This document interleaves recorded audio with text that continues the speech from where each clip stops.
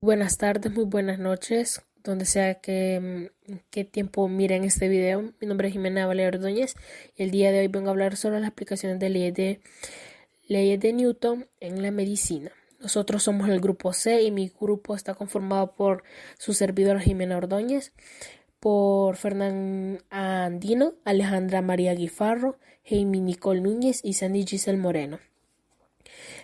Pero entrando en contexto, ¿qué son las leyes de Newton?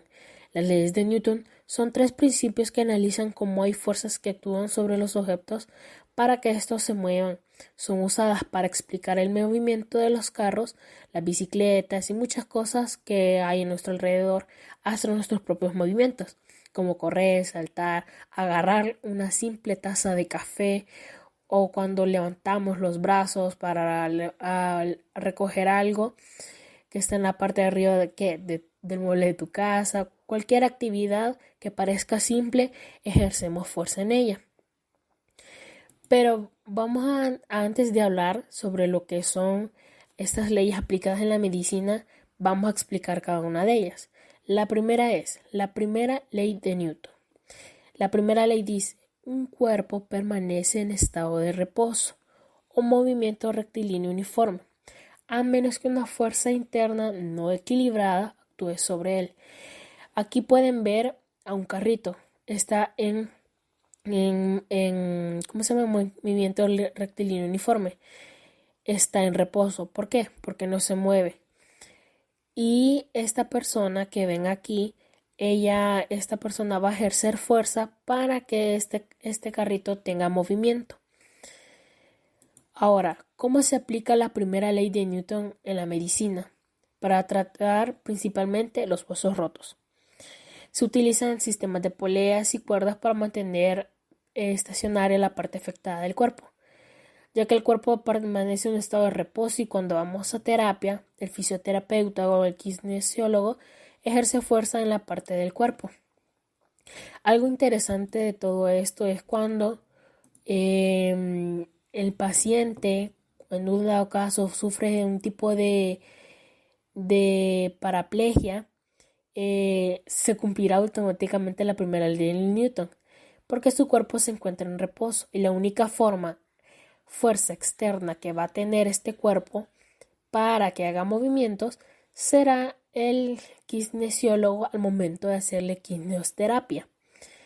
Esto principalmente se hace para fortalecer el hueso y para que no pierda fuerza y no quede débil, porque es necesario mantener un mantenimiento aunque estas personas ya no puedan ejercer, caminar o tener perdieron el control de su cuerpo, necesitan fortalecer el cuerpo, porque en un dado caso a veces las partes del cuerpo donde se pierde la movilidad se llegan, como decimos, entuyecer o se llegan a hacerse más delgados de una parte que otra.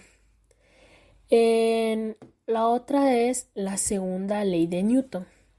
La segunda ley de Newton dice que la aceleración de un objeto es directamente proporcional a la fuerza que actúa sobre él, inversamente proporcional a la masa. Ok, ahora voy a explicarles cómo es la segunda ley de Newton aplicada en la medicina. En este mismo caso sería cuando hay un daño en la cabeza, principalmente. Cuando hay un daño en la cabeza, se utiliza un sistema similar al mencionado que hemos mencionado antes, como un sistema de poleas. Esto ayuda a que la cabeza tenga una especie de reposo. Entonces, para evaluar o cuantificar el daño recibido del cerebro en un accidente en dado caso, la segunda ley de Newton plantea que si una fuerza se aplica a un cuerpo rígido, se le transmite aceleración. Eso es lo que ocurre en el cráneo, que al recibir un impacto directo se le acelera en forma lineal, angular o rotatoria. Cuando esta fuerza de aceleración cesa, sobre todo en forma brusca, se genera entonces lo que es la desaceleración o el contragolpe, que provoca lesiones a distancia del sitio primitivo en el cual actúan la primera vez. Ahora voy a hablarles sobre lo que es la tercera ley de Newton. La tercera ley de Newton nos dice, o también llamado principio de la acción y reacción. No sé si muchos han escuchado esta parte cuando todos decimos toda acción hay una reacción. Establece que cuando dos partículas interactúan, la fuerza sobre una partícula es igual y opuesta a la fuerza que interactúan sobre la otra partícula. Es decir, si existe una fuerza externa,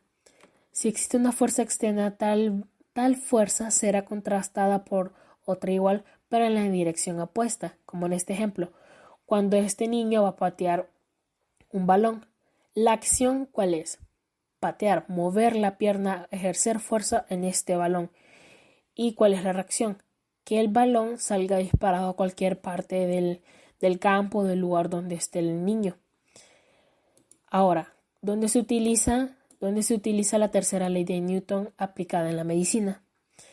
En un ejemplo tenemos lo que es el famoso proceso de masticar.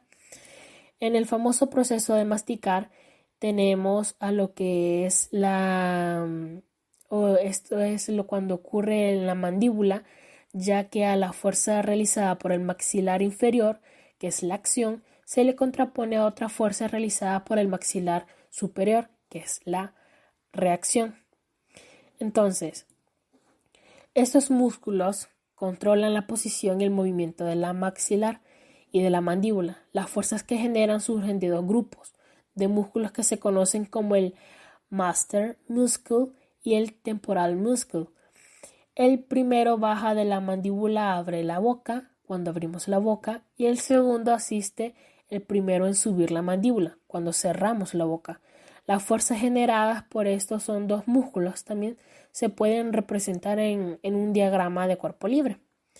Ahora, como conclusión, les quiero decir que las leyes de Newton radica porque son encargadas de explicar todos los fenómenos que implican las fuerzas y movimientos que aplicamos en la vida diaria. Y eso es algo tan natural que no nos damos cuenta. También, como le decimos, el péndulo de Newton. Para cada reacción corresponde una reacción. Pequeñas cosas que realizamos, como les había mencionado, incluso cuando vayamos en dado caso los médicos, cuando ejercen fuerza en el empujamiento de camillas, cuando llevan a un enfermo, eso es un tipo de fuerza. También está dentro de las leyes de Newton. Cuando agarramos una taza de café, cuando empujamos una mesa, todas las actividades cotidianas que conocemos nosotros son parte de nuestra vida diaria y son parte de las leyes de Newton.